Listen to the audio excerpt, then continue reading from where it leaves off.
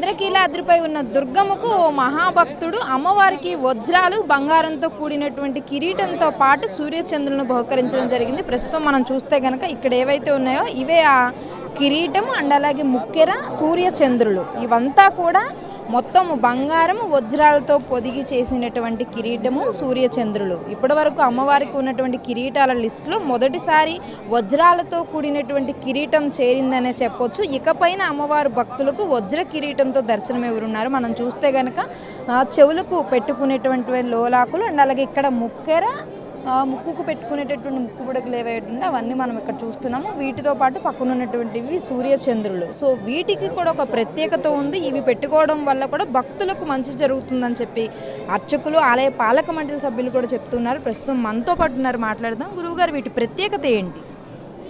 జై దుర్గా భవాని. దుర్గా అమ్మవారికి ఎంతో విశేషమైనటువంటి వజ్రాల కిరీటం ఈ రోజున అమ్మవారికి మహారాష్ట్ర చెందినటువంటి ఒక వ్యాపారవేత్త అయిన మహాభక్తుడైన మా శిష్యుడు కూడా ఆయన ఈ వజ్రాల కిరీటాన్ని చెప్పంగానే నేను చేయిస్తాను గురుగారని చెప్పారు.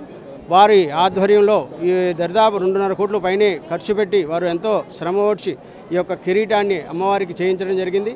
ప్రత్యేకించి శుక్రాచార్యుడు ఆధిపత్యం వహించినటువంటి ఈ వజ్రాలన్నిటికీ కూడా అమ్మవారి యొక్క అనుగ్రహం నిజంగా వారికి ఈ రోజున సంపూర్ణంగా కలగాలి.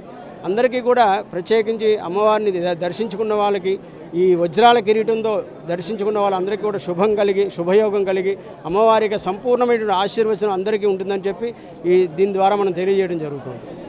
ఇది ఇప్పటివరకు ఏదైతే కిరీటాలు ఉన్నాయో వాటితో పాటు ఇకపైన అమ్మవారు వజ్ర కిరీటంతో కూడా బంగారు వజ్ర కిరీటంతో భక్తులకు దర్శనమిస్తారు. దీని ద్వారా భక్తులకు మంచి జరుగుతుందని చెప్తున్నారు. కెమెరా పర్సన్ నరసింహతో క్రాంతి టీవీ 9 ఇంద్రకీలాద్రి.